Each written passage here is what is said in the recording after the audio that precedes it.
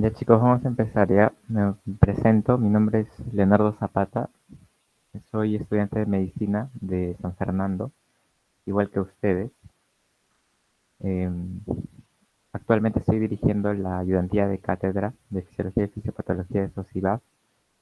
Esta está formada por un grupo de estudiantes de medicina que lo que se dedica es básicamente a realizar la labor de ayudantía, es decir, de proporcionar clases adicionales, apoyo para repasos, especialmente para los chicos de medicina. Sin embargo, también estamos al servicio de todos los sanfernandinos, incluido las escuelas como nutrición, ¿no? Entonces, para mí es un gusto estar con ustedes. Espero poder ayudarles, más que en su examen, espero poder ayudarles a comprender mejor lo que quizá no nos enseñan muy bien en las clases de fisiología. Salvo excepciones, las clases de fisiología suelen ser un poco pesadas, aburridas, ¿no? Algunos profes por ahí hacen las clases más dinámicas. Entonces, aprovechen esta clase más que todo para aprender y si les ayuda en su examen, en buena hora. De todos modos, he tratado de enfocar un poco el tema en, en los temas que han llevado, ¿no? Muy bien, entonces si tienen alguna pregunta o algo durante el desarrollo de la clase, pueden escribirla, voy a estar atento al chat o levantar su mano, ¿no? Muy bien, entonces vamos a empezar. El tema es fisiología de la sangre, ¿verdad? Entonces vamos a hacer una gran revisión sobre lo que es la sangre, ¿no? La sangre podemos definirla como un tejido, ¿verdad? Porque está compuesta por células. Sin embargo, es un tejido especial porque tiene la forma líquida, ¿verdad? Es un líquido complejo, justamente por todo el contenido que tiene, y es un líquido que está movilizándose en el sistema circulatorio, ¿no? Nosotros tenemos que, lo habrás hecho en el laboratorio de fisiología probablemente, ¿no? En una pequeña, en un pequeño tubito, extraen un poco de sangre y lo que hacen es centrifugarlo o añadirle anticoagulantes o inhibidores, en este caso de los factores anticoagulantes, ¿no? Entonces vemos que la sangre, cuando nosotros la centrifugamos, vemos de que hay una porción que se va hacia el fondo y una porción que queda hacia arriba, ¿no? La porción que va hacia el fondo es la porción que es más pesada, que tiene mayor densidad, ¿no? Y justamente corresponde a la porción de los elementos formes. Entiende elementos formes como los elementos celulares. El más abundante de todos, ¿cuál es? Los eritrocitos, ¿verdad? Entonces aquí surge un primer concepto que es el concepto del hematocrito, ¿sí? El hematocrito no es nada más que el valor porcentual en medida, ¿sí? En el tubito. Si hacemos una medida, todo esto es el 100%. Supongamos que hasta esa altura es el 45%, ¿no? Entonces yo digo que el hematocrito de esta persona es de un 45%, ¿no? Muy bien, entonces, además del hematocrito que corresponde a los eritrocitos, también tenemos una porción plasmática, ¿sí? Que va a ser la parte líquida de la sangre, plaquetas y los leucocitos que también forman parte de los elementos formes, junto con los eritrocitos, ¿verdad? Sin embargo, estos son menos abundantes, ¿no? Las plaquetas y los leucocitos. Por otro lado, cuando no hay anticoagulante, ¿sí? Como dice su nombre, el anticoagulante inhibe el proceso. A ver, ¿tiene alguna pregunta? Ya no me escuchan bien. Se oye muy bajo. Yo se escucho bien, pero no sé, tal vez si puedes hablar un poco más alto no hay problema. Ok, ya voy a tratar de hablar un poco más alto, ¿ya? Bueno, entonces, como les decía, cuando nosotros dejamos o hacemos, ¿no? De que se pierda el anticoagulante, añadiendo una sustancia que inhibe al anticoagulante, lo que va a suceder es que esa porción de los elementos formes va a formar un coágulo, ¿verdad? Justamente porque no hay anticoagulante. Entonces, cuando nosotros inhibimos o inhibimos a lo que es la sustancia anticoagulante, lo que vamos a obtener es el suero, ¿no? Entonces ahí surge la primera diferencia, ¿no? En el plasma lo conseguimos justamente cuando hay presencia de un anticoagulante. Sin embargo, cuando se pierde el anticoagulante o se inhibe, se forma aquí, se coagula, ¿no? En este caso la sangre, especialmente los elementos formes, y vemos una gran porción líquida, ¿no? Que es la parte del suero, ¿sí? Entonces veamos cuáles son los componentes, ¿no? Vemos que el plasma contiene proteínas, ¿no? Como por ejemplo las proteínas de transporte, como la albúmina, por ejemplo, el sistema de complemento, los factores de coagulación y enzimas.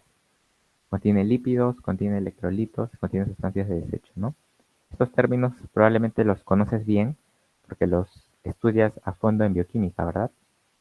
Y tienen mucha relevancia en lo que es el funcionamiento, ¿no? Del medio interno. Y te hablé de los elementos formes o también llamados celulares, ¿no? Muy bien, entonces esto es lo más general. Ahora hablemos de otro proceso, que es el proceso de la hematopoiesis, ¿sí? La hematopoiesis es un proceso en el que vamos a generar los diferentes tipos de líneas celulares, ¿sí? Las líneas celulares que conocemos, ¿no? O las células que conocemos son los eritrocitos, las plaquetas y los leucocitos, ¿no? Sin embargo, antes de que estos se formen, hay toda una, toda una línea, digamos, de células que preceden al, al resultado que vendrían a ser las células que conocemos, ¿no? Y todo empieza a través de una célula madre hematopoyética, ¿sí? Recuerda que la célula madre hematopoyética, ¿qué tipo de célula es? ¿Es una célula totipotencial, pluripotencial? ¿Qué tipo de célula es? A ver, ¿se acuerdan?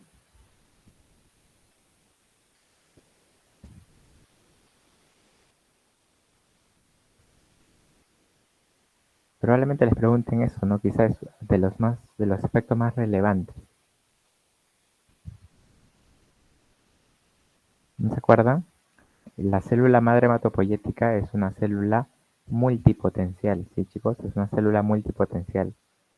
Eso quiere decir de que es una célula que puede dar lugar a muchas líneas celulares, sin embargo, no tiene la capacidad como la totipotencial de generar familias mucho más grandes, ¿no? Y mucho más diversas, que pueden dar incluso el, la génesis de un organismo, ¿no? Mucho mayor.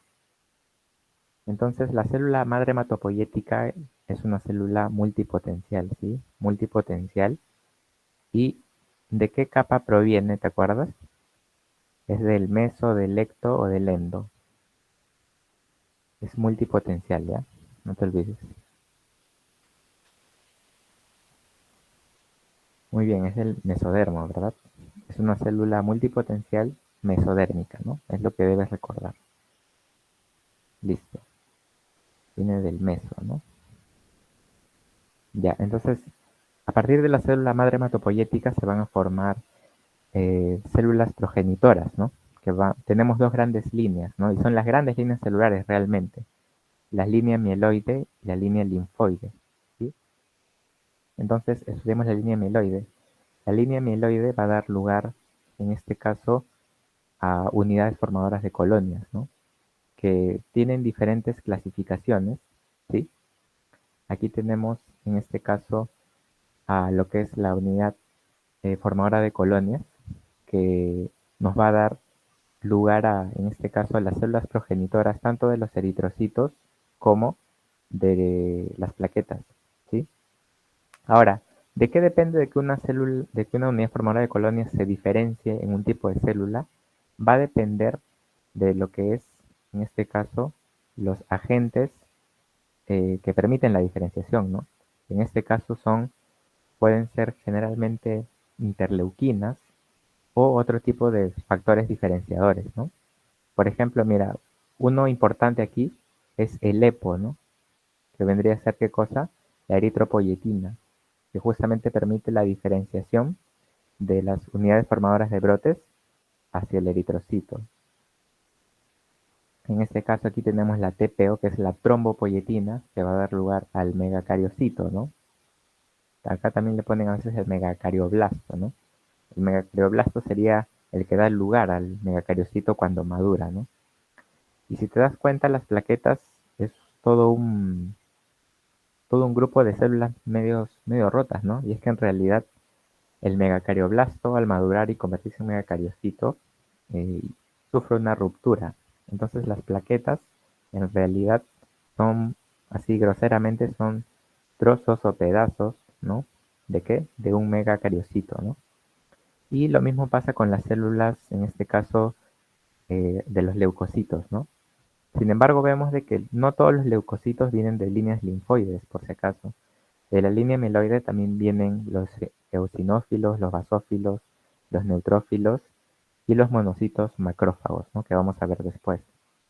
Aquí actúan diferentes sustancias diferenciadoras y por otro lado está la línea linfoide, ¿no? Si te das cuenta, a diferencia de la línea mieloide, aquí intervienen diferentes tipos de sustancias, ¿no? Sin embargo, en la línea linfoide, digamos que sí van a actuar sustancias, pero no es tan determinante como en la línea mieloide, ¿no? Digamos que aquí las células ya saben más o menos en qué diferenciarse. Existen prolinfocitos T y prolinfocitos B, que como dice su nombre se van a diferenciar en linfocitos T y B. Muy bien, y van a dar lugar a los linfocitos T y los linfocitos B, y los linfocitos B cuando se diferencian se convierten en células plasmáticas, pero ya vamos a hablar después de inmunidad.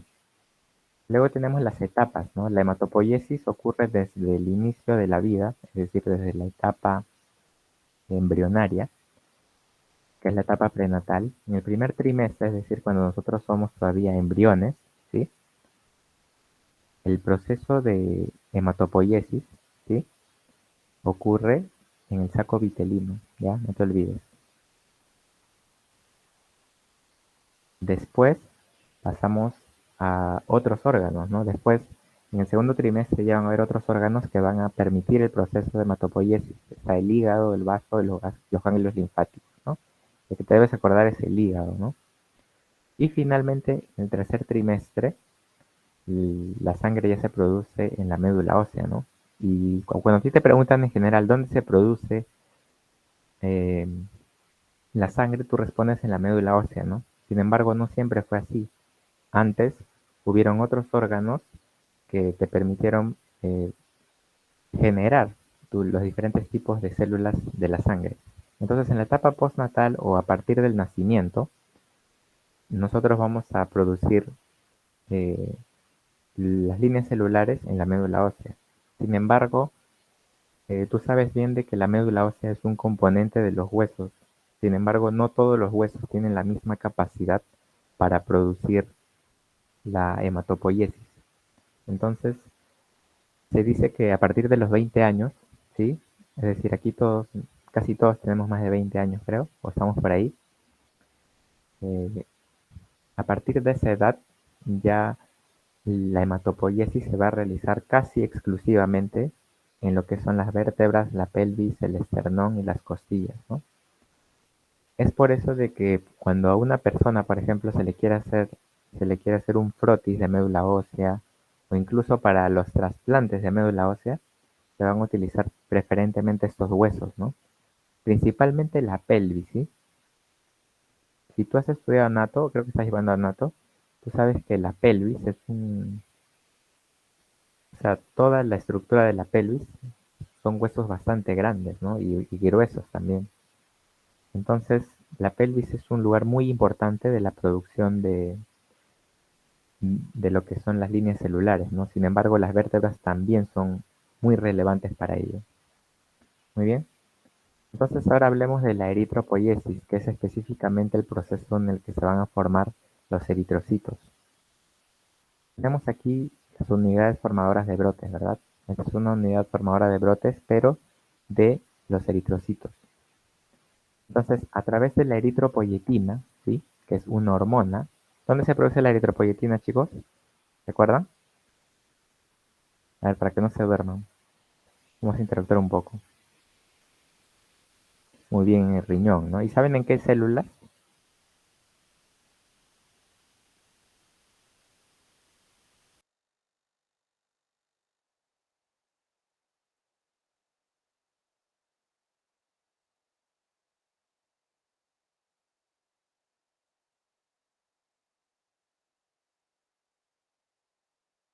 No se acuerdan, ¿no? Ya bueno, por si les preguntan, aunque ya sería un poco datero, son generalmente en lo que es las células yuxtaglomerulares, ¿no? ¿Cuál es el estímulo para la producción de eritropoyetina? Es justamente la hipoxia, ¿sí? La hipoxia lo que hace es estimular al riñón, ¿no? Eso explica por qué cuando nosotros vamos a la altura, sobre todo si somos limeños, ¿no? Siempre acostumbrados a estar más o menos unos 200, 500 metros sobre el nivel del mar, depende qué tan alto vivas, qué tan alto quede tu cerro.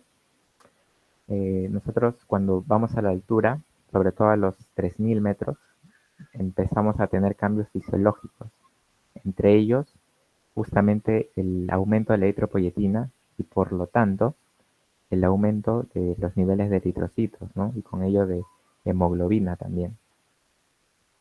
Muy bien, entonces la eritropoyetina es muy importante, chicos, porque sin eritropoyetina tú puedes tener muchas unidades formadoras de brotes, pero nunca vas a llegar a ser, este nunca va a llegar a ser un eritrocito, ¿sí?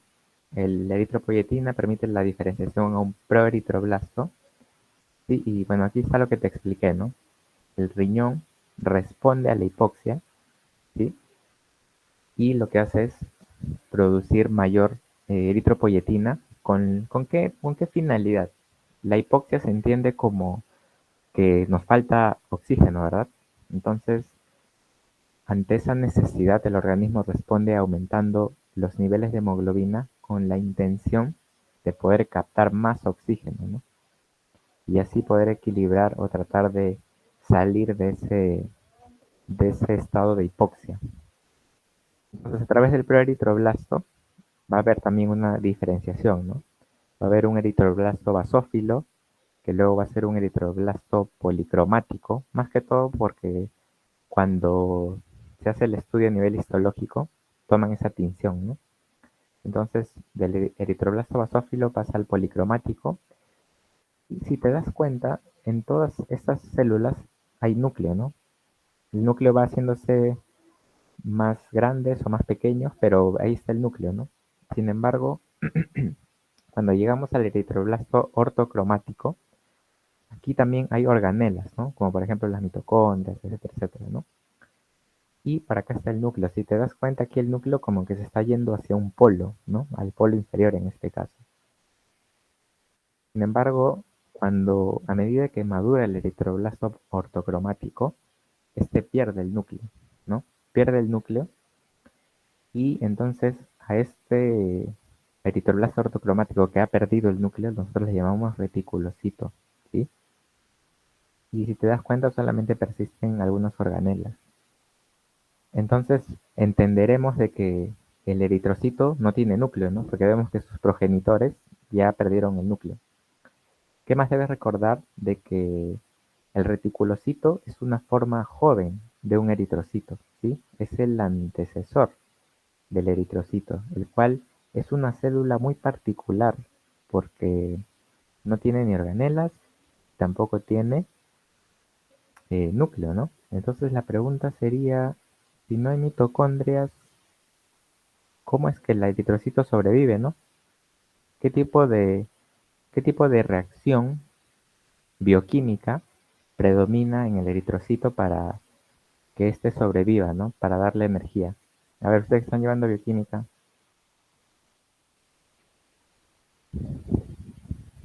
¿qué proceso bioquímico hará el eritrocito para subsistir, no? Las otras células tienen mitocondrias y por lo tanto hacen respiración celular aeróbica, ¿no? Entonces, ¿qué hace el eritrocito? Ya claro, fermentación láctica, ¿no? Pero antes de la fermentación, ¿qué viene?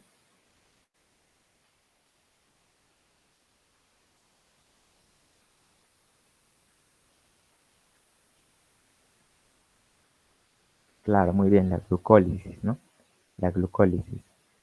La fermentación en realidad ya es un proceso que lo que hace es poder regenerar, ¿qué cosa? ¿Qué regenera la fermentación?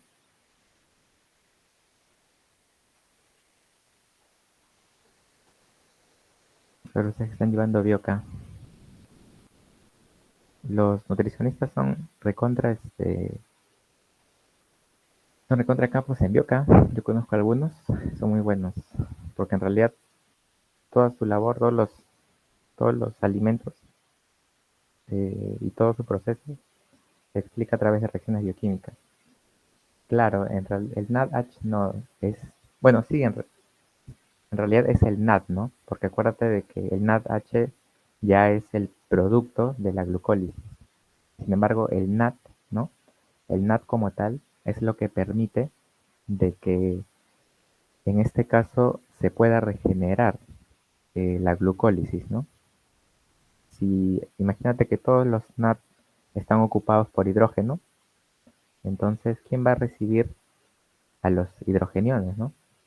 Si todos están como NADH, entonces se detiene la glucólisis, ¿no? Sin embargo, si por fermentación láctica lo vuelvo otra vez NAD, puedo hacer nuevas glucólisis, ¿no? Muy bien. Aquí en fisiología aplicamos todo, ¿ah? ANAT o GIST o BIOCA, todo nos ayuda.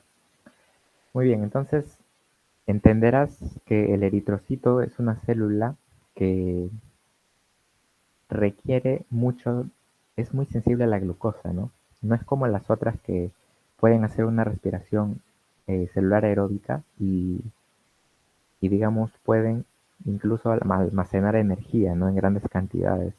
Sin embargo, el eritrocito no, ¿no? Porque el eritrocito a lo mucho con su glucólisis saca su ganancia neta de 2 ATP, ¿no? No como los otros que sacan un montón. Entonces, cuando tú estás en un estado de hipoglicemia, los eritrocitos se ven alterados, ¿no? Si estás en hipoglicemia o si estás en una actividad física muy intensa, ¿no? Haces ese proceso que comentaron por ahí, ¿no? La fermentación láctica. Justamente porque al hacer actividad física estás utilizando al máximo todo el oxígeno, ¿no? Y en cierto modo lo privas al eritrocito. Y también a los músculos, ¿no? Muy bien. ¿Ya en qué nos quedamos? Ah, ya. ¿Qué debes recordar también? De que en la sangre es normal encontrar a estos dos, ¿ya? Cuando tú tomas un hemograma y estudias un frotis de sangre, puedes encontrar un eritrocitos y reticulocitos, es normal. Sin embargo, este de acá tiene un rango, ¿no? No puede estar muy elevado porque, imagínate, ¿no? De que esté en una concentración de un 10-20%, ¿no? Eso quiere decir de que hay una producción excesiva de reticulocitos, ¿no? Eso nos puede hablar, por ejemplo, de un tipo de anemia, que vendría a ser una anemia hemolítica, ¿no? O incluso si logramos ver estos de acá, sobre todo los de las líneas linfoides, podemos hablar ya de neoplasias, ¿no? Es decir, de, por ejemplo, leucemias, linfomas, etcétera, etcétera, ¿no? Muy bien. Entonces, el eritrocito, en conclusión, es una célula bicóncava anucleada, no tiene organelas, no puede hacer mitosis y tampoco puede sintetizar proteínas ni realizar respiración celular aeróbica, ¿no? Es una célula bastante privada de muchas actividades, ¿no? Sin embargo, su importancia radica en lo que es la presencia de la hemoglobina, ¿verdad?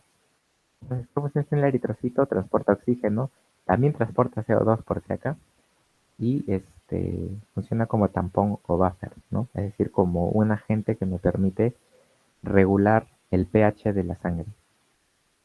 ¿Qué más del eritrocito? Bueno, acá vamos a pasar rápido ya. La hemoglobina es una proteína, ¿no? Es una proteína eh, que está compuesta por cadenas de polipéptidos que vendrían a ser la parte de la globina y por un grupo M, ¿no? Que es toda una estructura formada por un anillo de protoporfirina que contiene en este caso al hierro, ¿no? Y todo eso es lo que conforma el grupo M, que unido con las globinas me da la hemoglobina, ¿no? Existen diferentes tipos de cadenas, las cadenas alfa, beta, gamma, delta, ¿no? Y bueno, acá vemos los diferentes tipos de hemoglobinas, ¿no? La más común en nosotros los adultos es la hemoglobina de tipo A, ¿no? Que está conformada por dos alfa y dos beta.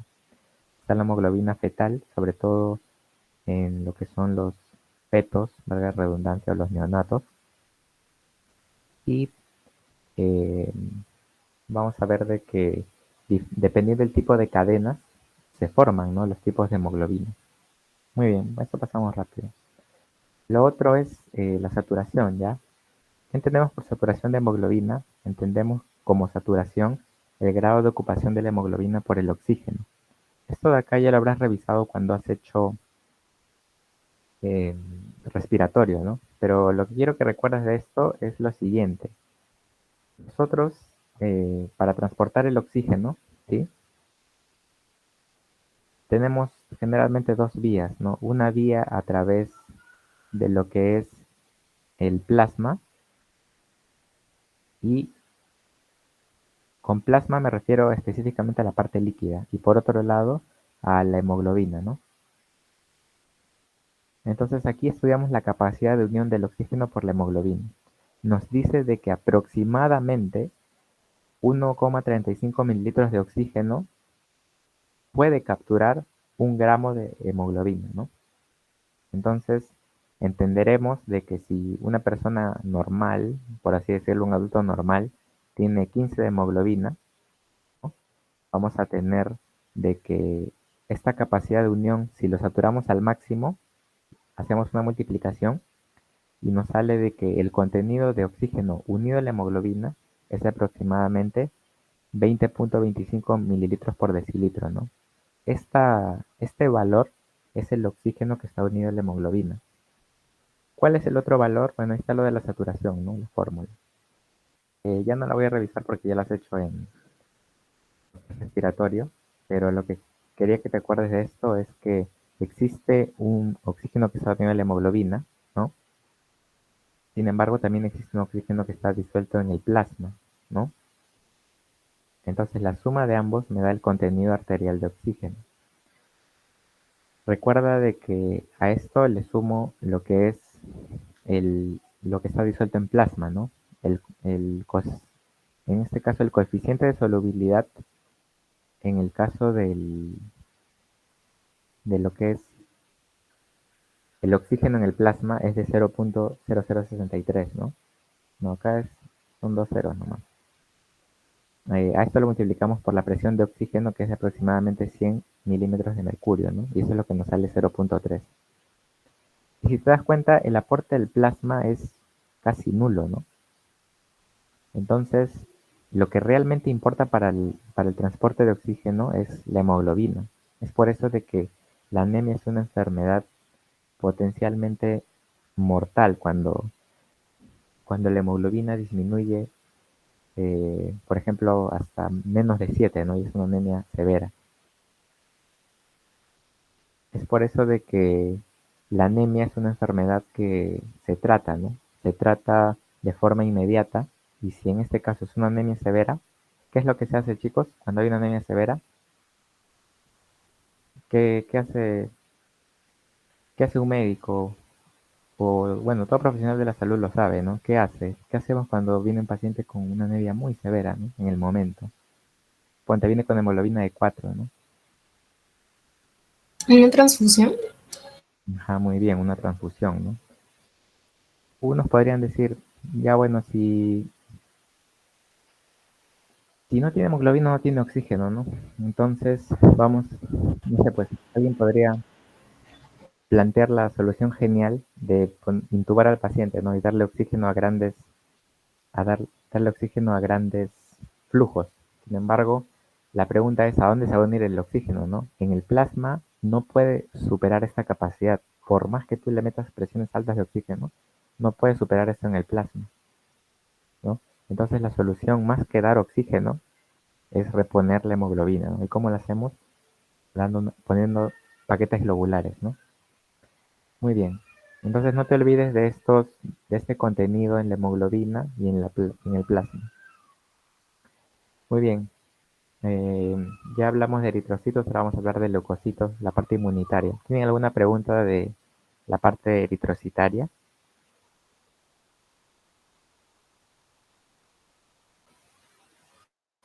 Ya, muy bien. Si no hay preguntas, continuamos. Entonces ahora pasamos a los leucocitos llamados glóbulos blancos. Estos tienen una función inmunitaria, ¿verdad? Existen diferentes tipos como los granulocitos o los agranulocitos, ¿no? Una clasificación muy simple, ¿no? Que simplemente se basa en la presencia de gránulos, ¿no? Los que tienen gránulos son estos de aquí y los que no tienen gránulos son estos de acá, ¿no? Así de simple. Los valores de leucocitos normales que tú evalúas en un hemograma es estos de acá, ¿no? Cuando tú ves que ponte, ¿no? Llega un paciente con 13.000, ¿tú qué piensas? Tú piensas, ¿por qué hay tantos leucocitos, no?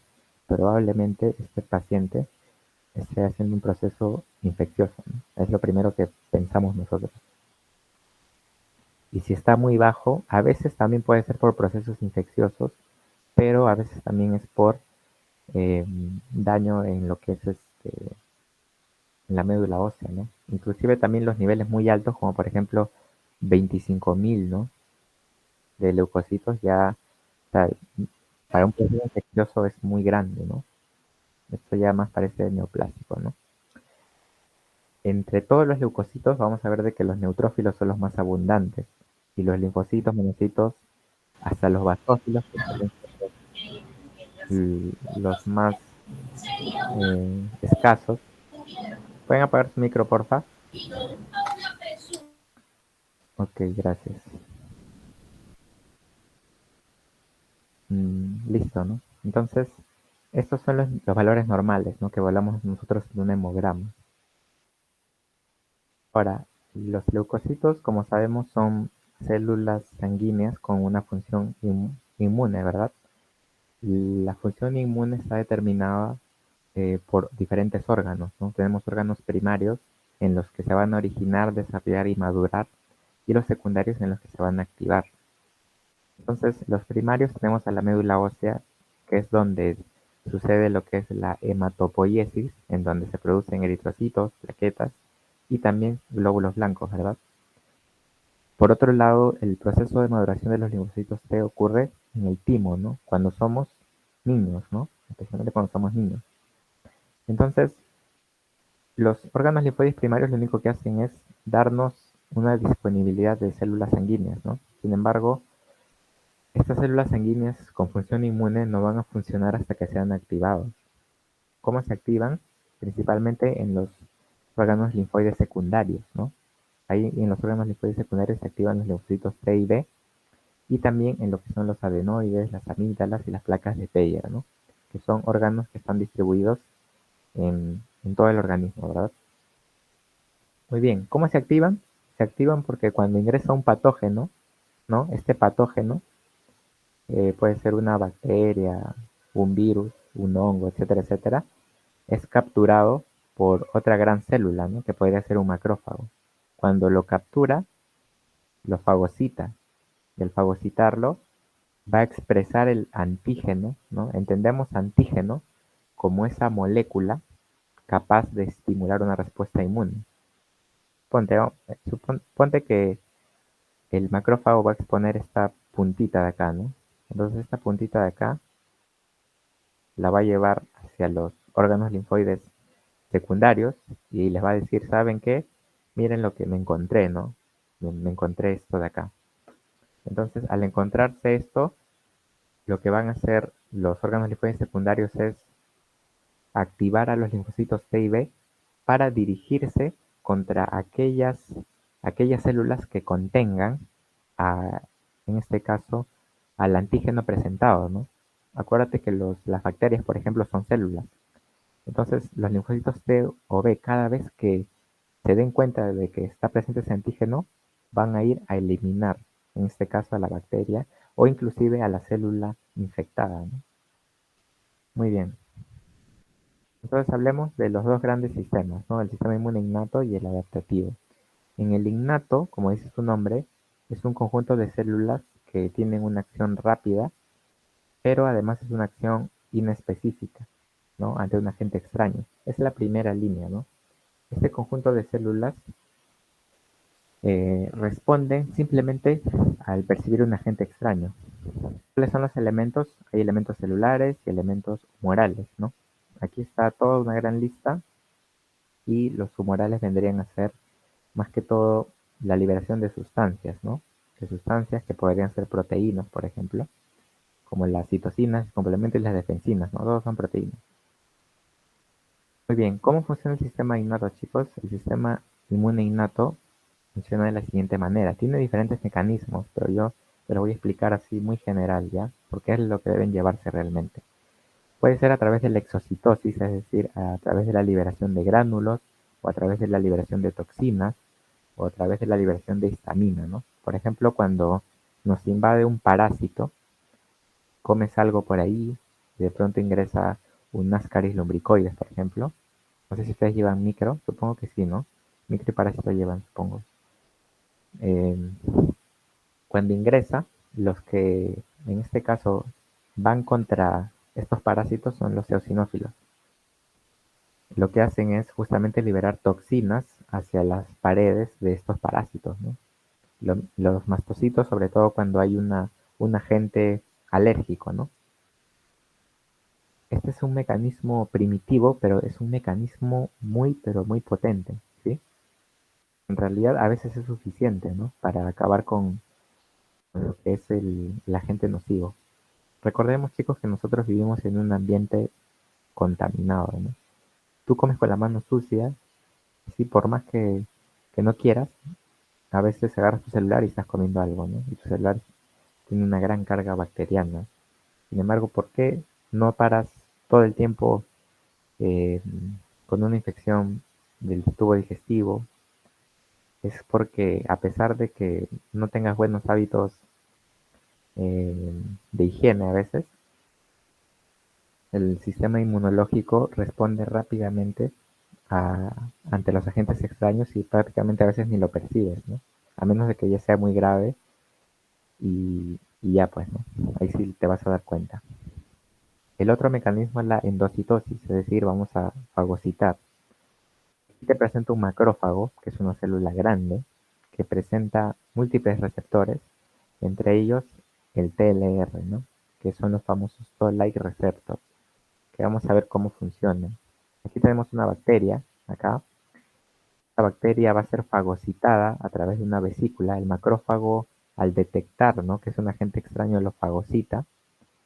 Y en esa fagocitosis van a haber enzimas, ¿no?, que van a eliminar a la bacteria, ¿no?, a través de lisosomas. Por otro lado, cuando hay algún, en este caso, antígeno, ¿no?, o alguna molécula extraña procedente justamente de alguna bacteria, ponte que esas bacterias eliminan alguna toxina, estos receptores lo detectan, ¿no? ¿Qué es lo que hacen? Lo que hacen es enviar señales hacia el núcleo y el núcleo va a va a promover la liberación de citocinas, ¿sí? El macrófago libera citocinas, ¿sí? Y estas citocinas lo que hacen es hacer un llamado. ¿Un llamado a quiénes? Un llamado a otras células del sistema inmunológico. Y es así como el macrófago se activa o también se activan a lo que son las células de los linfocitos T o B, ¿no? Además de eso, ¿te acuerdas que te comenté de que hay una presentación de antígenos? Cuando se degrada a esta bacteria, parte de su estructura, sobre todo de membrana, se va a expresar en el complejo mayor de histocompatibilidad de tipo 2, ¿no? El cual va a expresar aquí lo que es el, aquí, ¿no? Va a expresar lo que es el antígeno y se lo va a presentar en los órganos linfoides. ¿De qué tipo? ¿En los primarios o en los secundarios?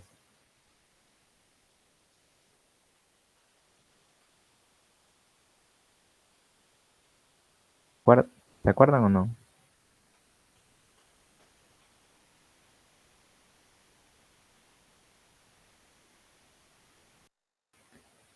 Mm, ¿Se acuerdan? Ya no se acuerdan, ¿no? O están muy tímidos. Es en los órganos linfoides secundarios, ¿sí? Ahí se ocurre la presentación de los antígenos. ¿Ok? Entonces se fagocita, se destruye, se liberan citocinas y esto produce un proceso inflamatorio, con lo cual llamamos a más células del sistema inmunológico y presentamos el antígeno para hacer una respuesta específica. Hasta ahorita, chicos, hemos hablado de respuestas inespecíficas, ¿no? Que son parte del sistema inmune innato. Por otro lado, parte del sistema inmune innato está lo que es el sistema de complemento, ¿sí? El sistema de complemento es muy interesante, ¿no? Y es también bastante complejo. El sistema de complemento es un conjunto de proteínas que se encuentran en el plasma y que participan en la inmunidad innata, ¿no? Tienen diferentes tipos de vías, ¿no? La vía clásica se activa por anticuerpos, la vía de las lectinas por manosa, que son azúcares, ¿no?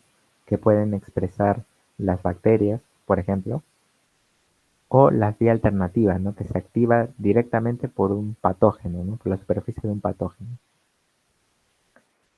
Entonces, todas esas tres vías sigue todo un mecanismo, ¿no? Pero resumiendo, lo que hacen es promover la acción de la C3 convertasa, ¿no? Y a través de esta se van a activar diferentes tipos de proteínas, ¿no? Se le llama C, ¿no? Es un tipo de proteína, ¿no? C3 es una proteína del complemento, ¿no? C1, otro tipo, C5, otro, ¿no? Y así, cuando tú veas un C, es un tipo de proteína del complemento, ¿no? Quizás de las más relevantes es justamente esta C3, ¿no? ¿Por qué? Porque a través de la activación del sistema de complemento se activan diferentes tipos de proteínas del sistema de complemento, como por ejemplo el C3, ¿no? Que tiene diferentes subunidades. Hay un C3A, un C3B, pero ¿qué quiero que recuerdes? De que cuando se activa la C3B, esta tiene una función de anafilotoxina, ¿sí? Cuando se activa la C3A con la C5A, estas dos tienen una función de opsoninas, ¿no? ¿Qué cosas son opsoninas, chicos? Las opsoninas son, te lo grafico así, ¿no? Supongamos que la bacteria está andando por el plasma, ¿no? Sin embargo, así por sí sola, probablemente algunas células no lleguen a reconocerla, ¿no? Sin embargo, si tú las opsonizas, ¿no? O si le pones opsoninas, es como ponerle, no sé, pues, como ponerle un dulcecito por ahí, ¿no? Un caramelito. Le pones un caramelito acá, este es el C3A y este es el C5A, por ejemplo, ¿no? Lo has opsonizado, ¿no? Entonces, cada vez que pase, por ejemplo, un macrófago, se va a dar cuenta que está opsonizado y así como un caramelo, como te digo, llama la atención de las otras células, ¿no? O también puede venir un linfocito T, ¿no? Que al ver la opsonina, lo que hace es le echa el ojo, ¿no? Le echa el ojo y observa, ¿no? Que está opsonizado y lo que hace es atacarlo, ¿no? Lo destruye o lo fagocitas, ¿no? Dependiendo del tipo de célula. Muy bien, no te olvides, ¿ah? Así se pueden preguntar en tu examen. Es un poco datero, pero así es un poco la inmunología. Y por otro lado está digamos, el complejo más complejo, valga la redundancia, de lo que es el sistema de complemento, ¿no? Suponiendo que este fuese la superficie de una bacteria, eh, lo que, lo que permite, ¿no? Toda esta cascada, ¿no? De que se activa uno, se activa C1, C2, C3 y así va haciendo una cadena, es que se forme un poro, ¿no? Todas estas proteínas van a agruparse y van a formar un poro acá. Forman un poro y este poro lo que hace es romper la membrana. Y cuando se rompe la membrana, ingresa mucha agua, ¿no? Entonces es así como la bacteria sufre un proceso de lisis justamente por la activación del complejo de ataque a membrana, ¿no? Que es un complejo muy efectivo, ¿no? Y lo elimina directamente. El sistema de complementos, si te das cuenta, es un sistema muy poderoso. A través de las anafilotoxinas, que lo que hacen es más que todo promover lo que es la quimiotaxis. Entendemos quimiotaxis como ese proceso en el que llamamos a más gente, ¿no? Y cuando se activa la C3B y hay quimiotaxis, vienen muchas más células del sistema inmune y se mejora la respuesta inmunológica. Mientras que las opsoninas es el proceso de opsonización que ya te expliqué y el complejo de ataque membrana, la lisis, ¿no? Acuérdate de estos, ¿ya? De estos de acá. De esto de acá también puede ser que te pregunten, ¿no? Pero más te preguntarían como complejo de ataque a membrana, ¿no? Listo. Y por otro lado, es el sistema inmune adaptativo, ¿no? Que es un sistema específico. Aquí tenemos la inmunidad celular y la inmunidad humoral. ¿Recuerdas que te dije que para que se active el sistema inmune adaptativo tenía que haber una célula presentadora de antígeno, ¿no? que puede ser un macrófago, incluso los linfocitos pueden funcionar, ¿no? Pero los que son generalmente los principales células presentadoras de antígenos son dos, los macrófagos y las células dendríticas, ¿ok? También pueden funcionar los linfocitos T o B, ¿no? Pero más los macrófagos y las células dendríticas. Entonces, a través del complejo de histocompatibilidad de tipo 1 o 2 se van a activar diferentes tipos de linfocitos. Están los linfocitos TCD4, los famosos cooperadores, o los TCD8 citotóxicos, ¿no? Dependiendo cuál expresen, qué tipo de complejo, se va a activar uno u otro, ¿no? El CD4 es muy complejo, ¿no? Se va a diferenciar en el TH1, TH2 y el TH1 a través de citocinas activa macrófagos o potencia las células citotóxicas que son estas de acá. Y el TH2 lo que hace es activa los linfocitos B y regula la función de la TH1. Con todo esto del COVID, había un término que sonó mucho, ¿no? Es el término de la tormenta de citoquinas, ¿no? Decían que la gente no moría realmente por el virus en sí, sino por la respuesta inflamatoria muy grave, ¿no? A veces nosotros entendemos, ¿no? O nuestras mamás nos dicen, ay, es que tus defensas están muy bajas, tus defensas están muy débiles, ¿no? Pero en realidad no importa tanto la fuerza o la potencia con la que actúa la respuesta inmune. Lo más importante, chicos, de la respuesta inmunológica es que sea organizada. Más que fuerte o débil, es que sea organizada. En estas personas que enfermaban de COVID, sobre todo si tenían factores de riesgo como obesidad, diabetes, etcétera, etcétera, la respuesta inmunológica es descoordinada, ¿no? Entonces es muy violenta. Recuerda que el sistema inmune es una máquina de matar, va a arrasar con todo, con todas las bacterias, los virus, pero también con los mismos órganos. Es por eso de que es necesaria una regulación.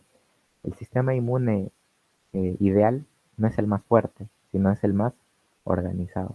¿Ok, chicos? Entonces, por eso es que este se le llama el linfocito T helper, ayudador, cooperador, y es el más importante, ¿por qué? Porque es el que organiza todo, ¿no? Si te das cuenta, permite la acción de las células citotóxicas, la activación de los macrófagos.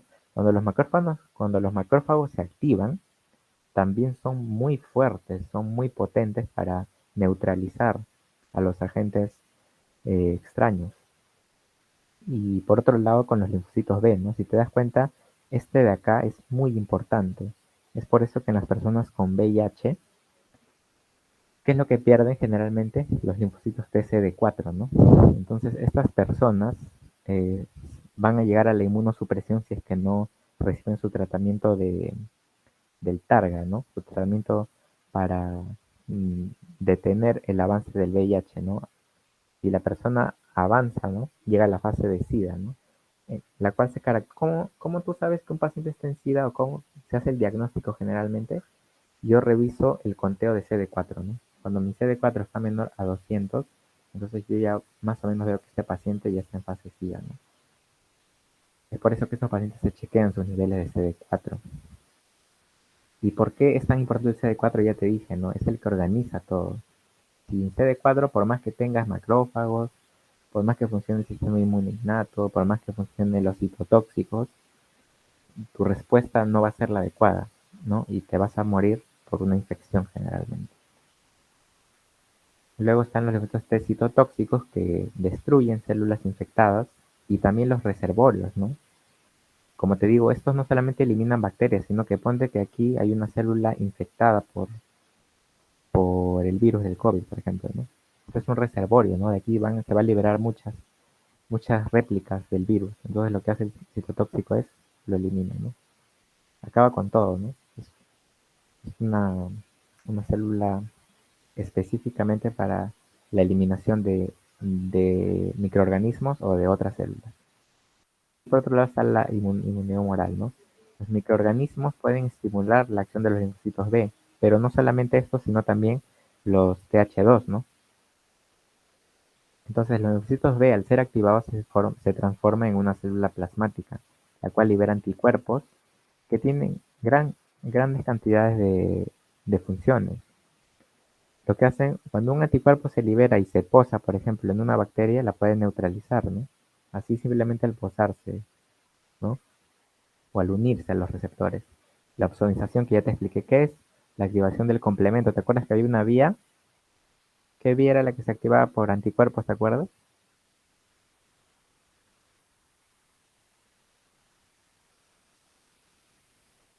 No te acuerdas, ¿no?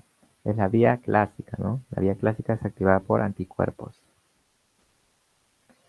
Y por otro lado promueve la citotoxicidad celular, ¿no? ¿Por qué? Porque cuando se unen los anticuerpos también se facilita la acción de los CD8. Muy bien. Y eso es todo de inmunidad, chicos. En realidad les han puesto más cosas ahí en su diapo que le he revisado grosso modo. Pero a mi parecer esto es lo que más deben recordar para su examen. ¿Qué más le pueden botar en su examen? Quizás lo de las inmunoglobulinas, ¿no? ¿Cuál es la más abundante, la más importante de todas? Generalmente es ¿cuál es, chicos? ¿Cuál es la que pasa de la madre al feto? En la lactancia también.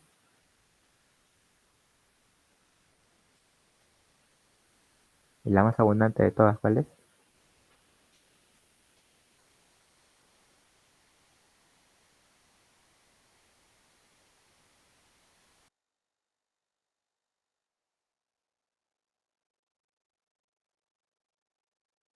que más abunda, chicos, es la IgG, ya no se olviden, ¿ya?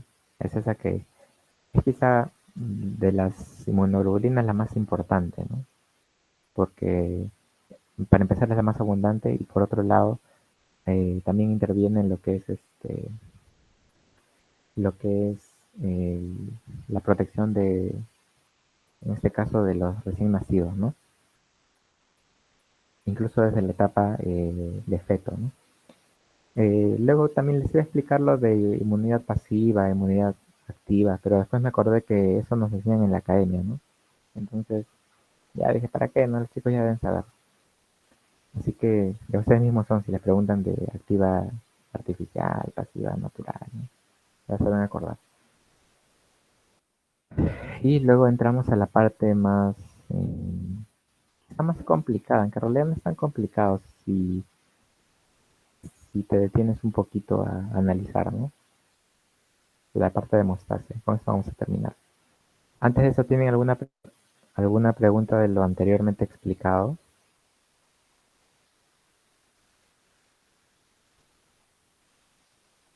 Ya, ok, entonces pasamos a hemostasia, ¿ya? Y aquí sí quiero que presten atención, porque si no prestan atención no van a entenderlo. Justamente hago animaciones para que estén atentos y puedan entender, ¿no? Ok, entonces empezamos. Entendemos como hemostasia el conjunto de mecanismos que están encargados de evitar la pérdida de sangre, ¿no? Algo que quiero que entiendan y se lleven para ustedes es que la hemostasia no solamente se aplica cuando te haces una herida, por ejemplo, te caes, te resbalas, te golpeas, te haces una herida, sangra y hay hemostasia ahí, ¿no?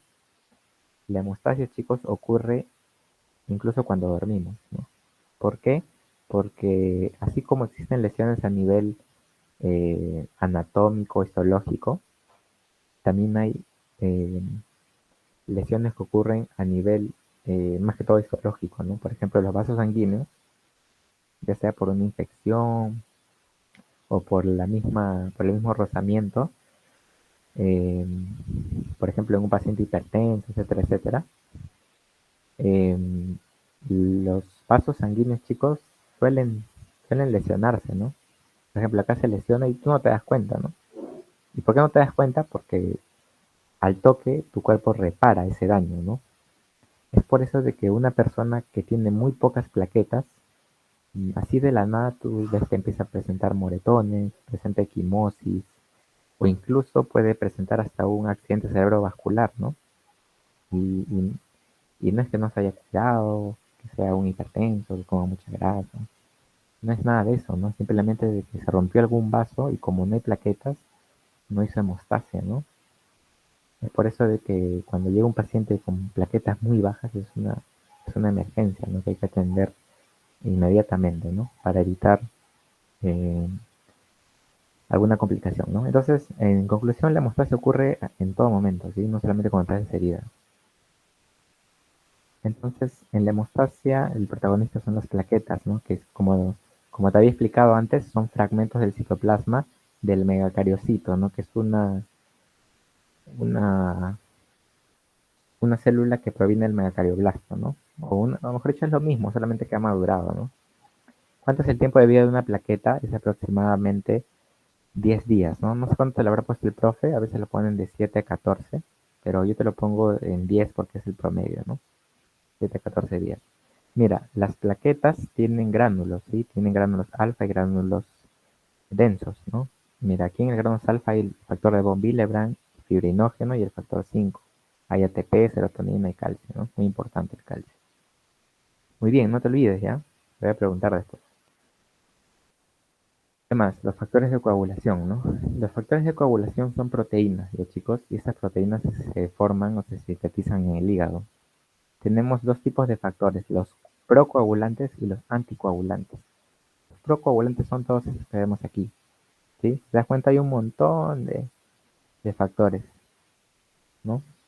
¿Cuál quiero que te acuerdes? Principalmente de estos cuatro, ¿ya? El fibrinógeno, la protrombina, el factor tisular y el calcio, ¿no? Y el resto te puedes olvidar, ¿no? Un poco. Si te los aprendes en buena hora, ¿no? Chévere. Este factor va a ser muy importante después, mira. Mira su nombre. Te voy adelantando. Que es el factor de von Willebrand y el cininógeno de alto peso molecular. Luego están los factores anticoagulantes como el inhibidor de la vía del factor tisular, la antitrombina 3, las proteínas C y S. La típica pregunta que te hacen en el examen de fisio, ¿cuál es? ¿Cuáles son los factores dependientes de vitamina K, no? Te van a preguntar cuál es el factor que no depende de vitamina K, o te van a poner son factores dependientes de vitamina K, excepto, y son estos de acá, ¿no? Estos cuatro principalmente. Estos son de los procoagulantes y este es del anticoagulante, ¿no? Son el 2, el 7, el 9 y el 10, ¿no? Yo siempre me acuerdo de 2 y 7 y era la suma, el siguiente, ¿no? 2, 7, 9 y 10. ¿Te lo tienes que memorizar? Sí, pero te pueden preguntar, ¿no? Muy bien. Y por otro lado la proteína C y S, que vamos a ver después para qué sirven, ¿ya? Muy bien, entonces, dicho esto, vamos a empezar con la mejor parte. A ver, hablemos de hemostasia primaria, ¿sí? La hemostasia primaria, chicos, es lo que ocurre cuando ni bien te haces la herida, ¿no? Ni bien se lesiona el vaso sanguíneo. ¿Cuál es la finalidad? Formar el tapón plaquetario, o también llamado el tapón blando, ¿sí? ¿Ok? Ocurre primero una fase vascular, ¿sí? Se lesiona el vaso, ¿no? Y si te das cuenta está sangrando, ¿no? Es lo que hace como primer mecanismo es la vasoconstricción. ¿Qué hace la vasoconstricción? Vamos a ver, ¿ya? Vamos a ver de que cuando se lesiona hay un estímulo neural, ¿sí? Es decir, hay un espasmo. ¿Cómo así? Los vasos sanguíneos no solamente están formados por tejido conectivo y por músculo liso, también tienen en su composición una inervación neural. Al percibir el daño, la injuria, responden, ¿no? ¿Y cuál es su estímulo? Es justamente un espasmo, ¿no? ¿Cuál es la intención?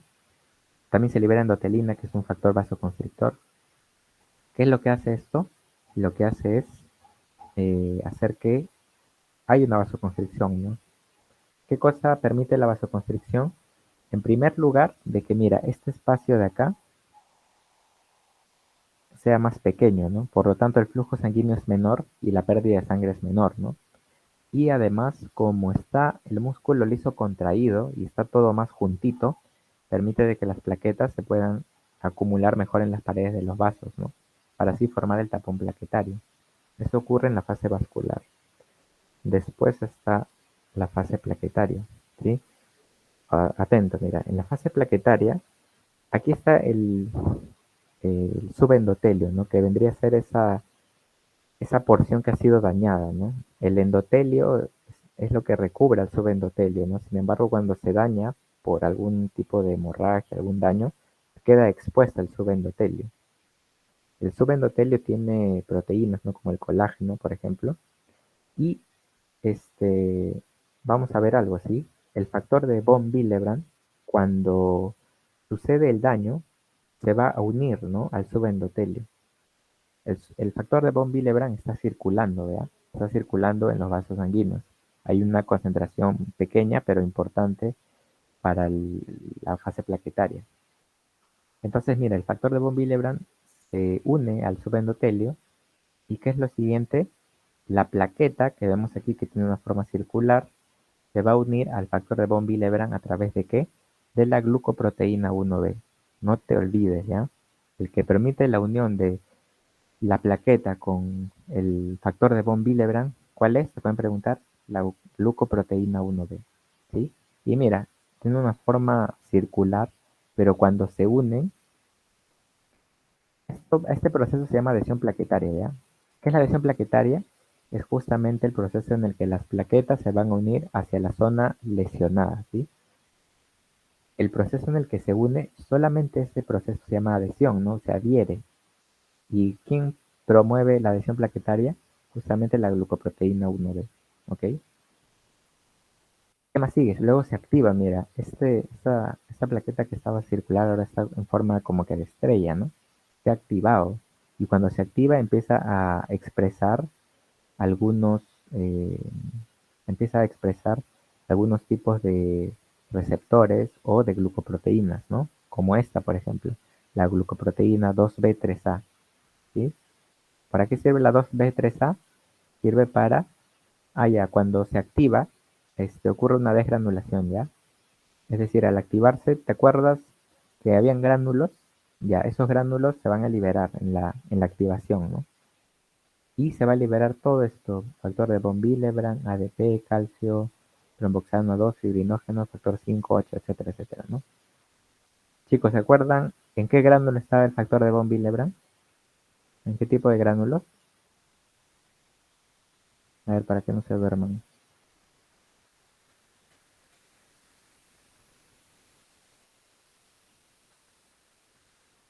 ¿En qué tipo de gránulos estaba el factor de von Willebrand?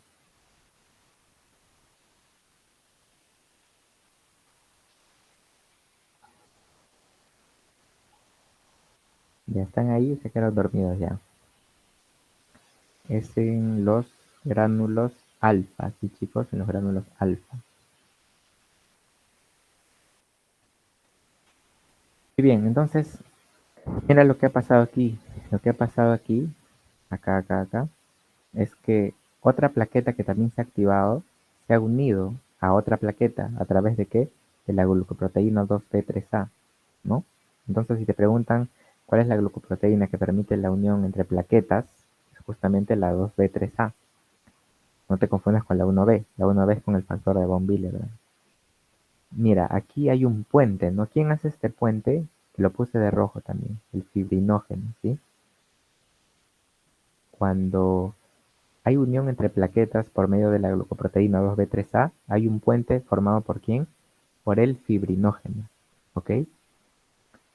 Entonces, el tema es que, ah,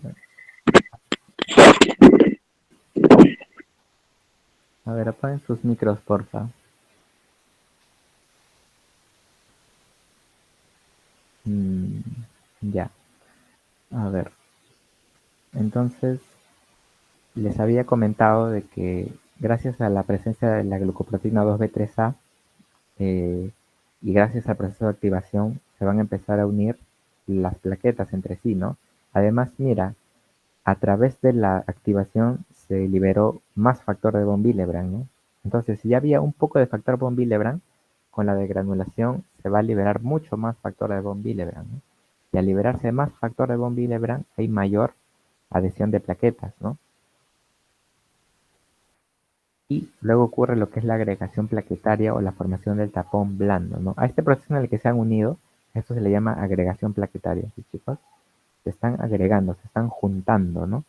Donde aquí en la zona lesionada, para justamente formar el tapón blando, o también llamado tapón plaquetario, ¿sí? No te olvides, todo esto que te he explicado es la hemostasia primaria. ¿Cuál es la función? ¿Cuál es el objetivo? Formar el tapón blando, ¿no? Es lo que sucede cuando ni bien te lesionas, ves que en algún momento deja de sangrar, es justamente porque se ha formado el tapón plaquetario, ¿no?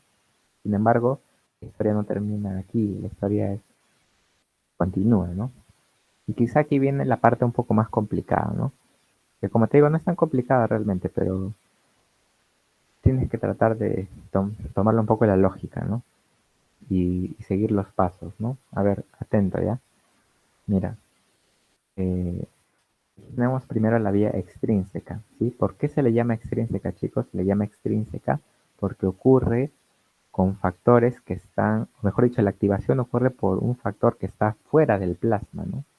Mira, acá tenemos un vaso sanguíneo y el plasma es la parte que está acá, ¿no? La parte líquida que está recorriendo el vaso. Sin embargo, ¿cómo es que se activa la vía intrínseca? Justamente por el factor tisular, que es el factor número, ¿te acuerdas qué número de factores? Te dije que era uno de los que debías acordar. ¿Qué número de factores?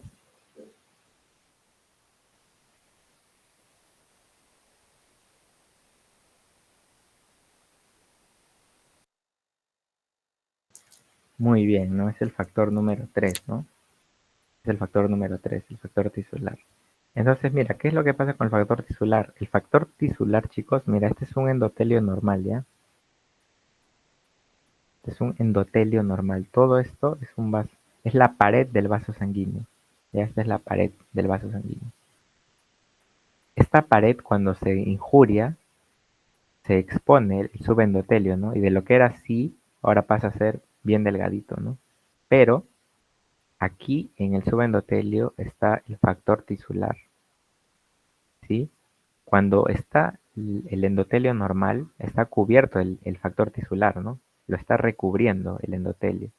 Y es por eso de que cuando pasa el factor 7 no lo ve. Para que veas mejor esto, mira, acá está el subendotelio y cuando está expuesto por la injuria, el factor tisular sale a la luz, ¿no? Entonces el factor 7 cuando está todo normal no le hace caso al factor tisular porque lo ve cubierto, mejor dicho, no lo ve, ¿no? Por así decirlo. Pero cuando hay injuria, el factor tisular está descubierto y ahí le echa el ojo al factor 7 y se une, ¿no? Y cuando se une el factor tisular, se activa el factor 7 y después de ello se une el calcio, ¿no? Y aquí se forma el primer complejo que es el complejo tisular, que está formado por quién? Por el factor tisular, por el factor 7 activado y por el calcio. El calcio va a estar siempre en los complejos, ¿ya? No te olvides, el calcio siempre va a estar. Entonces, para que acuerdes de esta vía, todas las vías van a activar al factor 10, ya no te olvides. El factor 10 es el protagonista de la hemostasis secundaria, ¿sí? Que tiene como finalidad que formar el coágulo, ¿sí? Cuando te hablen de que del proceso de la formación del coágulo o la coagulación como tal, te están hablando de la hemostasia secundaria, ¿ya? Cuando te dicen tapón plaquetario o tapón blando, es hemostasia primaria. Pero si te dicen coagulación o algo que tenga que ver con coágulo, se están refiriendo a esta de acá, ¿ya? La hemostasia secundaria. Entonces, muy bien, mira, el complejo tisular lo que hace es activar el factor 10, que después vamos a ver para qué nos sirve. Pero ahorita solamente recuerda esto, el factor 10 se activa por el complejo tisular. Y para que te acuerdes de esta vía, como te digo, tómale la lógica siempre. ¿Por qué es extrínseca? Porque hay un factor fuera del plasma, no está en el plasma, está en el endotelio, o mejor dicho, específicamente en el subendotelio. Acuérdate de que es 7, ¿no? Y 7 más 3, ¿cuánto te da? Este es el factor 3, ¿no? 7 más 3, ¿cuánto te da? 10, ¿no? Así yo me acuerdo siempre de la vía extrínseca. Me acuerdo de que 7 más 3 es 10 y ya, ¿no? Así no me olvido. Es la vía más fácil de aprenderse, ¿no? Y por otro lado está la otra vía, ¿no? Que es la vía intrínseca, que está activada por factores de contacto, ¿no? Aquí sí va a haber factores que están dentro del plasma, ¿no? ¿Cuál es ese factor que está dentro del plasma y que inicia toda esta cascada? Es el factor, aquí está tu plaqueta, ¿no? Tu plaqueta activada, unida al subendotelio y todo, ¿no? Está el factor número 12, ¿sí? Este es el que va a iniciar la vía intrínseca, ¿no? Este factor 12 se une al cininógeno de alto peso molecular que está en la plaqueta, ¿no? Al unirse, hay una gran atracción entre estos, y al unirse se activa. Entonces, esta unión permite de que el factor 12 pase a ser un factor 12, pero ahora activado. Ahora, aquí la cosa es bien sencilla, ya simplemente vas a ir en un sentido descendente, ¿no? Vas a ir de 12 para abajo. De 12 que le sigue yendo para atrás, el 11, ¿verdad? Entonces el factor 11 se va a activar justamente por el factor 12. ¿Qué sigue de 11?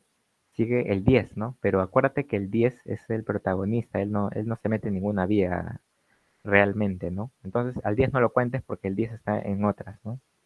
Y tiene otra función más importante. Entonces, después del 10 que no lo contamos, sigue ¿quién? El 9, ¿verdad? El 9, ¿no? Y el 9 se activa justamente por el factor 11 activado, ¿no? ¿Y qué sigue después del 9? Después del 9 sigue el 8, ¿no? Pero el 8 es particular porque el 8 no se activa por el 9, sino que se activa por la trombina, ¿sí? La trombina va a activar el factor 8, ¿no? Y cuando se activa el factor 8 se une al factor número 9, ¿no? ¿Qué sigue del 8? Sigue el 7, ¿no? Ah, no, pero ahí me detengo porque el 7 era de la vía extrínseca. Entonces, acuérdate siempre de que la vía intrínseca va desde 12 hasta el 8. No va al 7 porque el 7 es de la vía extrínseca. Sí, y acuérdate que el 10 no cuenta porque el 10 es el protagonista, no es el que está en otra, ¿no? Entonces, muy bien. ¿Y quién es la cereza del pastel en todo complejo? ¿Quién crees que se va a unir aquí, chicos? ¿Quién te dije que siempre estaba? Para que se forme un complejo, ¿quién falta ahí? Falta uno más.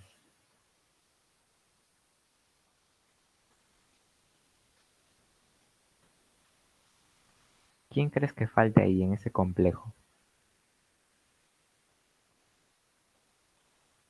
Te dije que ese de ahí siempre estaba en los complejos, ¿no? Muy bien, ¿no? Muy bien. El calcio, ¿no? Falta el calcio. El calcio siempre corona a los complejos, ¿no? Y ahí se une el calcio, ¿no? ¿Y esto cómo le llamamos? Este le llamamos complejo tenaza, ¿sí? Complejo tenaza. El complejo tenaza hace lo mismo que el complejo tisular. Los complejos de las dos vías tienen la función de activar al factor 10, que como te digo es el protagonista. Lo que, digamos que la función o todo esto para qué ocurre solamente para activar el factor 10, ¿no? Y vamos a ver por qué, ¿no? Mira, digamos con el proceso secundaria, en el proceso de coagulación. Luego, cuando se unen las dos vías, pasamos a la vía común, ¿no? Cada vía extrínseca e intrínseca tiene su complejo. La de la extrínseca es la tisular y la tenaza, la del 8-9, ¿no? En estas dos, ¿qué es lo que tienen en común? De que en ambos se activa el factor número 10, ¿verdad? Y ahora se va a unir el factor 5 activado, que está activado ¿por quién? Por la trombina, ¿ya? No te olvides o siempre recuerda que la trombina activa dos factores, ¿sí? Que son el 5 y el 8. ¿Ya te acuerdas del 8? El 8 estaba en la vía intrínseca, ¿no? Esta trombina activa estos dos, ¿ya? Muy bien, entonces el factor 5 por la trombina se convierte en factor 5 activado y se une al factor número 10 activado. Y adivina quién falta aquí, chicos, para formar un complejo. ¿Quién falta?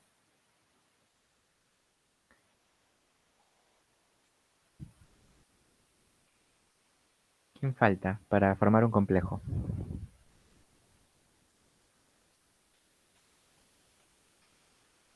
¿Quién era el que coronaba todos los complejos? ¿Quién era la cereza del pastel de todos los complejos?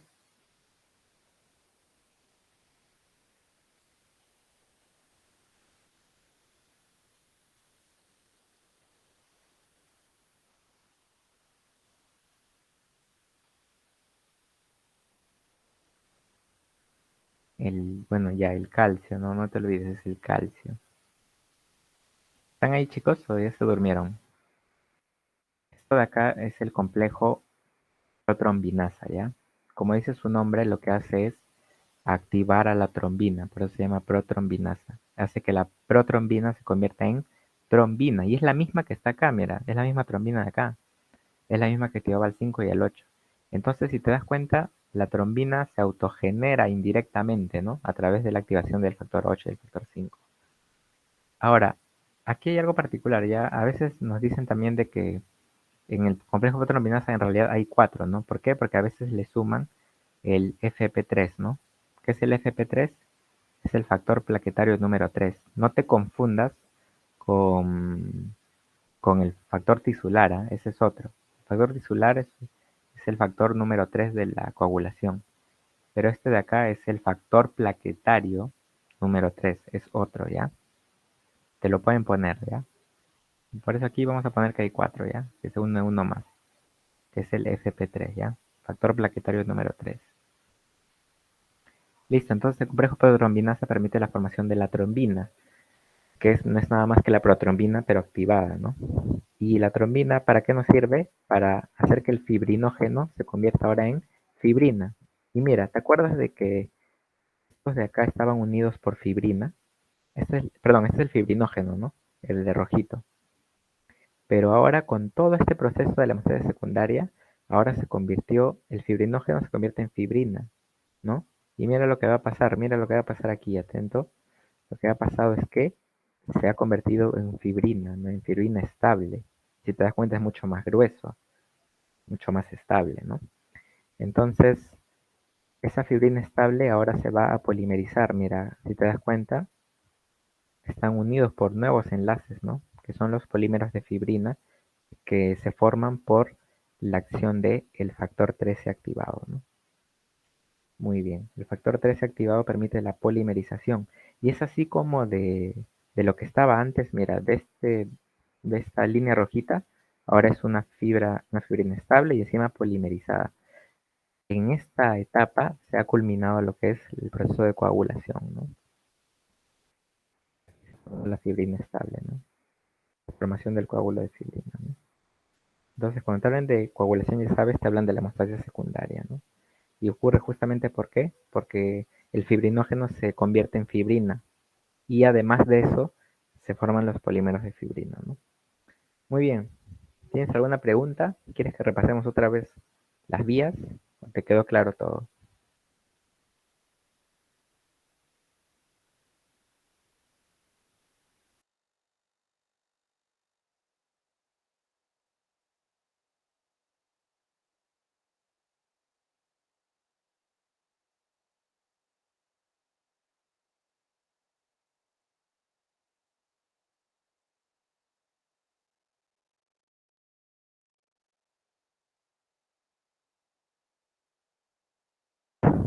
Ya, si está todo claro, entonces continuamos, ¿ya? Entonces, si todo esto ocurriera constantemente, chicos, también es contraproducente, ¿no? Vamos a generar un proceso de trombosis, ¿no? Todo se va a coagular y se va a taponar y no puede ser así, ¿no? Incluso cuando se forma la costra, ¿no? El coágulo ya es la costra que tú ves, ¿no? Y esa costra es bien dura, esta de acá, es bien dura. No se puede sacar a menos de que tú te lo saques, no te lo arranques, ¿no? Pero es bien dura, bien estable. Sin embargo, si tú eres observador, esa costra poco a poco empieza a desaparecer, ¿no? Se empieza a romper.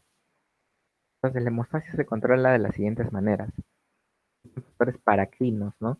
¿Te acuerdas que te dije que el endotelio libera endotelina? Ya, además de la endotelina hay otros factores como la endotelina favorece la agregación plaquetaria y favorece la vasoconstricción, ¿no? Sin embargo, por el otro lado están los otros factores anticoagulantes como la prostaciclina y el óxido nítrico que hacen vasodilatación y inhiben la agregación plaquetaria, ¿no?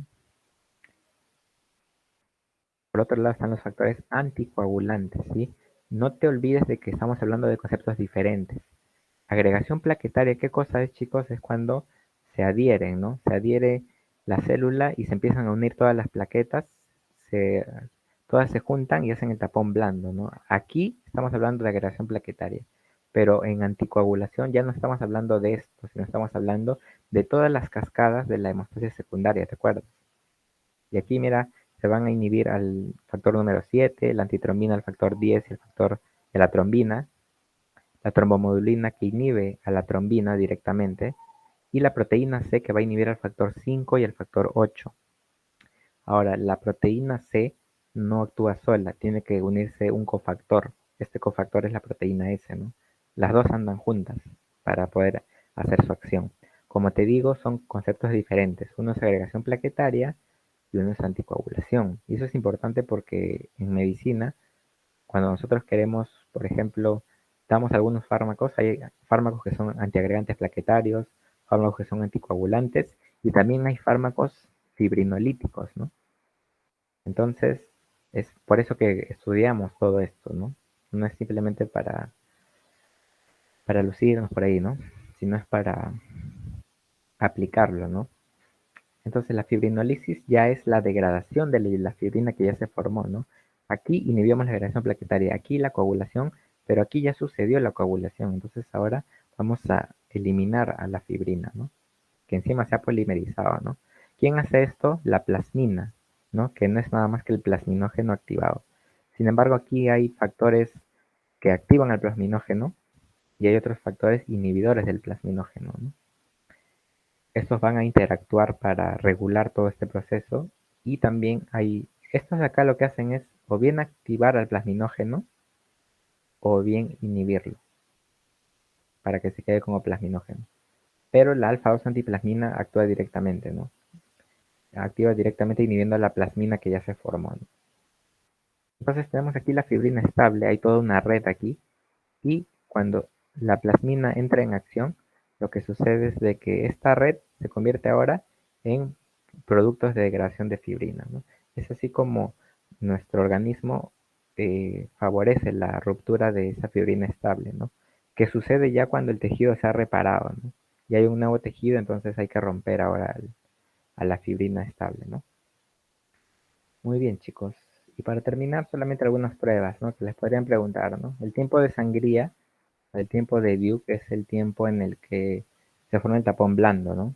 Este proceso ocurre cuando por ejemplo, no sé si han hecho la práctica de fisio, con un alfiler o una lanceta en el dedo o si no en la oreja, eh, te hacían sangrar, ¿no? Y esperabas cuánto tiempo demoraba en terminar el sangrado, ¿no? Ese tiempo es el tiempo de sangría o sangrado, que lo que es mide la formación del tapón plaquetario o también llamado tapón blando, ¿no? Eso es de la hemostasia primaria.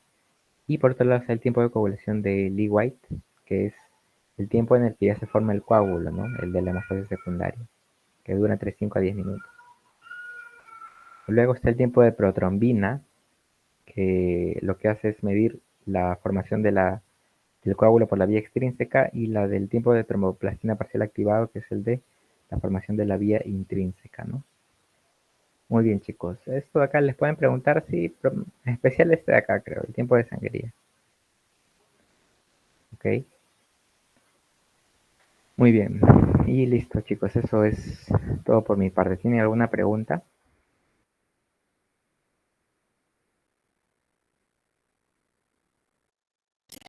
Parece que no, pero gracias, Leonardo. Ya, listo, chicos. Entonces, eh, hasta aquí quedamos por el día de hoy. Ya probablemente se hagan otros repasos para otros capítulos. Vamos a ver. Y bueno, espero que les vaya bien en su examen del jueves, si no me equivoco. Sí. Mm, Sí, eh, Leonardo, gracias. Lo que pasa es que andamos full porque toda esta semana estamos en parciales y mañana tenemos dos cursos, entonces sí. ya, bueno, sí, así es la universidad, sobre todo cuando todavía estás en la etapa de las ciencias básicas, ¿no? Todo se te junta. Pero ya, listo chicos, buenas noches, éxitos en su examen. Y más que todo espero que hayan aprendido de todo esto, ¿no? Cuídense, buenas noches a todos. Buenas noches, gracias, hasta luego.